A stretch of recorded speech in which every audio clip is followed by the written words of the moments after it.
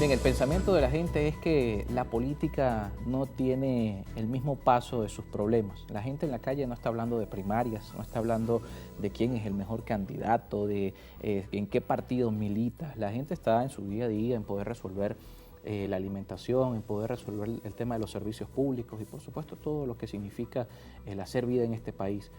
Eso no avanza a los mismos tiempos de la política. Nadie puede esperar a nadie que gane $5.5 mensuales, el caso de los pensionados, el caso tal vez del sector universitario, lo hemos hablado acá con la Asociación de Profesores. El profesor de mayor escalafón estará ganando $20 y nadie con $20 a lo mejor puede esperar a 2024 que acá haya un cambio de gobierno o se mantenga el mismo gobierno, porque dependerá por supuesto del resultado electoral. La gente quiere soluciones hoy y eso llama por supuesto a la clase política, a los actores políticos del país en los distintos espacios a tomar medidas en este sentido. Le preguntábamos a nuestro invitado, Luis Eduardo Martínez, diputado de la Asamblea Nacional, el trabajo legislativo que en este sentido se ha hecho. Dos temas claves, uno de ellos el IGTF, comencemos por allí, que ha sido una de las críticas duras que ha tenido el tema económico y precisamente el desempeño de la política en este sentido. Con industria, con Secomercio, Fede Cámaras, han dicho que este impuesto que significa un 3% en la norma, en la práctica se puede traducir hasta en un 15% y esto ha golpeado muy duro también a lo que venía siendo la circulación de divisas en el país. Déjame hacer una precisión antes de darte una respuesta, y lo ha dicho también Luis Eduardo Martínez, y lo ha dicho también la fracción parlamentaria de Acción Democrática, y lo ha dicho también que no votó a favor de diputados y diputadas de la Alianza Democrática. Pero antes, otra vez de responder, quiero hacer una frase en la cual creo. Hoy los venezolanos, su dilema no es por quién votar. Ni siquiera su dilema es votar o no votar. Su dilema hoy es qué vamos a comer al mediodía, o en la noche, o mañana. Ese es el verdadero dilema de los venezolanos. De tal manera que con millones en salario mínimo, con millones en pensiones irrelevantes que no le alcanzan ni para comprar un medicamento, con servicios públicos absolutamente inadecuados, con problemas gravísimos en los distintos sectores de la vida nacional, la prioridad tiene que ser lo económico y social. El impuesto a las grandes transacciones financieras, a nuestro juicio, es absolutamente lesivo a lo que se pretende de garantizar la sostenibilidad y la recuperación económica. Pero no lo estamos diciendo hoy. En enero del año pasado, cuando se discutió en primera ocasión el proyecto de ley, me correspondió a mí, en representación de la oposición democrática, cuestionar el proyecto. Y en segunda discusión le correspondió al diputado Oscar Rondero, y de esas observaciones que hicimos, no oía, resolvimos no votar. Y a lo largo del año hemos estado fortaleciendo esa convicción de que la ley es absolutamente inconveniente. Inclusive, no sé hasta dónde puedo comentarlo o decirlo, pero la información que manejo de las mejores fuentes es que sectores del más alto gobierno también opinan que esa ley, visto los resultados, claro, es absolutamente inconveniente. Yo en la madrugada, te lo puedo, lamentablemente no tengo mi teléfono aquí a la mano, mostrar cuando termine la entrevista, concluí el proyecto de reforma parcial, de la reformada parcialmente, ley del impuesto a las grandes transacciones. Una reforma a la reforma. Claro. Bueno, claro, porque es además, el procedimiento legal. Claro, porque además hay que tener claro, es la ley de impuesto a las grandes transacciones. Que por ahí ese es el artículo 1 que estoy proponiendo modificar. Bueno, pero en cualquier caso, en la madrugada terminé el proyecto de reforma parcial, la exposición de motivos y el estudio, que naturalmente me lo hicieron expertos que trabajan conmigo, del impacto económico, presupuestario, financiero de esa modificación. Al respecto, bueno, ¿de qué se trata? Uno, de que la ley no está para las grandes transacciones financieras, sino para cualquier tipo de transacción financiera. Un café, una malta, una empanada que tú te cobras, si te la pagas en divisas o en criptoactivos, criptomonedas, te la pechan. Sí, 3% dice la norma, pero ese es el segundo punto, no es así. Pero entonces, ¿cuál es el planteamiento en la reforma que estamos proponiendo? El impuesto a las grandes transacciones financieras en bolívares existe desde hace mucho tiempo.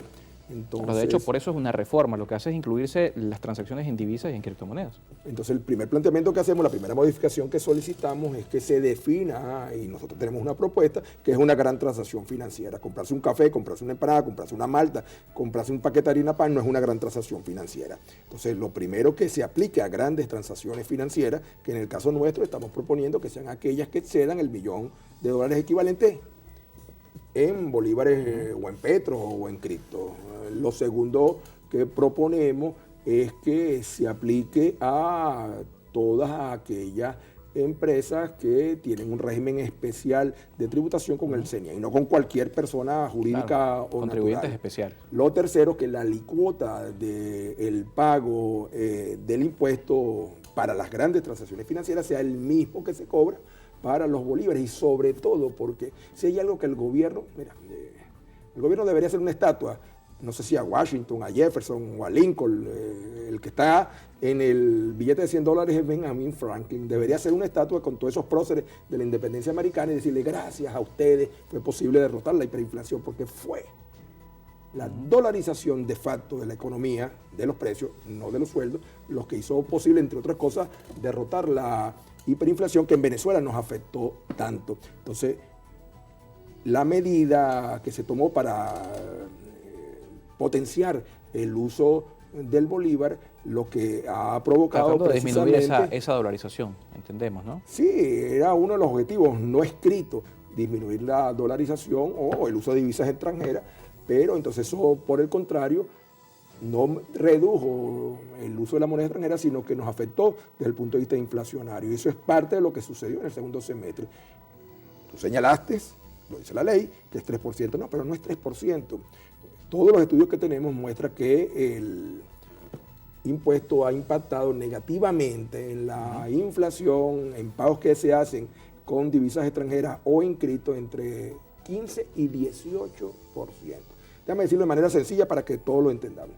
Yo voy ahora, salgo de aquí, me paro en la esquina, en un comercio que emita factura, naturalmente, porque ese es otro problema, y ya también lo voy a mencionar, y pido allí, deme una empanada y una malta para mí y otra para Carlos Peñalosa. Entonces, saco un billete de 10 y lo pago. Entonces me dan mi factura y yo veo ahí 3% de impuestos. Oye, me cobran 3%, sí, pero esa empanada... El 16% del IVA. Bueno, ese es otro problema, que es la doble tributación o triple tributación, que también está en el proyecto que estamos señalando. Entonces, pero lo que me refiero es, entonces, yo pago el 3% por la empanada de la malta, pero resulta que la señora que hizo esa empanada, el harina pan que compró, la carne mechada o la carne que compró, el aceite que compró y cualquier otro ingrediente que va asociado a la empanada, también pagó el 3%. Pero resulta entonces que el que transportó esa harina pan o transportó esa carne también paga 3%. Y resulta que entonces la Polar que elaboró esa harina pan a partir de maíz también pagó 3%, y resulta que el que transportó el maíz también paga 3% si los pagos son en divisa. Entonces tú vas sumando, es lo que llaman es un impuesto regresivo, porque una y otra vez te lo aplican y al final en la estructura de costos, entonces llega a eso. No llega a ser 3%, puede ser 15, puede 15, ser 18, depende de los eslabones claro, de la cadena productiva. Luego planteamos también que el impuesto tiene que ser descontado del impuesto sobre la renta. ¿Por qué? Porque en este momento hay una doble tributación, triple tributación, porque te pechan con el impuesto a las grandes transacciones financieras, te pechan adicionalmente con el IVA, pero eso no es deducible del impuesto sobre la renta. Seguidamente, en la propuesta que se está haciendo es que se establezcan las bases técnicas para una adecuada recaudación.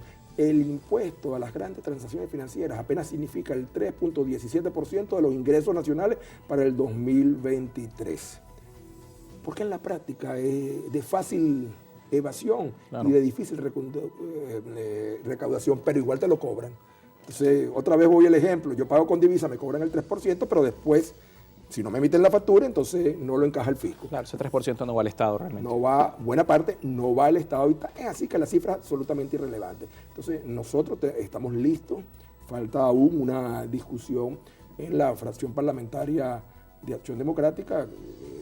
Debe darse en las próximas horas para entonces, hecha esa discusión, revisar la propuesta, llevarla al resto de los parlamentarios y parlamentarias de la Alianza, suscribirla para, por iniciativa parlamentaria, presentarlo por secretaría como establece el reglamento interior de debate. No estamos de acuerdo con la reforma parcial que se hizo de la ley del impuesto a las grandes transacciones financieras y creemos que el más interesado en que se derogue buena parte del articulado es el propio gobierno. Nosotros apostamos al éxito de la gestión gubernamental.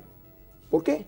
Bueno, por una razón muy sencilla, porque el pueblo venezolano es el gran beneficiado, claro, o el gran perjudicado en los próximos meses, años incluso, si se produce una recuperación de la economía. Que la gente decida en el 2024 por quién votar es otra cosa, pero es criminal en mantener a la población en esta situación por interés de carácter electoral. De pensar que el gobierno va a agarrar aire para las elecciones, que va a levantar puntos. Criminal, es absolutamente criminal. O sea, piensen, yo a veces le digo a los políticos de oficio, porque también lo hablamos hace rato, valdría la pena que el pueblo supiera en qué distinto a la política trabajan muchos de los políticos venezolanos. Bueno, ¿qué haces tú para ganarte la vida, chico?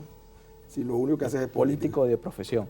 Entonces, bueno, a los políticos de profesión yo les digo, pónganse la mano en el alma, en el corazón, y piensen en los que dicen representar, que están pasando tantas dificultades. Entonces, permitan que la economía se recupere con medidas elementales. Una, el gobierno, la mayoría oficialista, que se modifique la ley del impuesto a las grandes transacciones financieras. 2, el gobierno que permita la apertura total de la economía. 3, el gobierno que garantice las inversiones nacionales extranjeras. 4, y la estoy preparando junto con un grupo de expertos y esperamos hacerlo también en los próximos días, que acepten como buena una propuesta que tenemos de reforma parcial a la ley del mercado de valores. Pero entonces, del lado de la oposición, o por lo menos de la oposición radical, que libere los recursos que están incautados en el extranjero, que suman más de 23.000 millones de dólares, que cumplan con lo que acordaron en el diálogo formato México y podamos disponer de 3.150 millones de dólares para la recuperación del sistema educativo, de salud, eléctrico y los damnificados de las tejerías El Castaño y Palmarito, que la oposición comprenda que si nos ponemos de acuerdo en elementos fundamentales de la política económica y social, a todos les va a ir bien.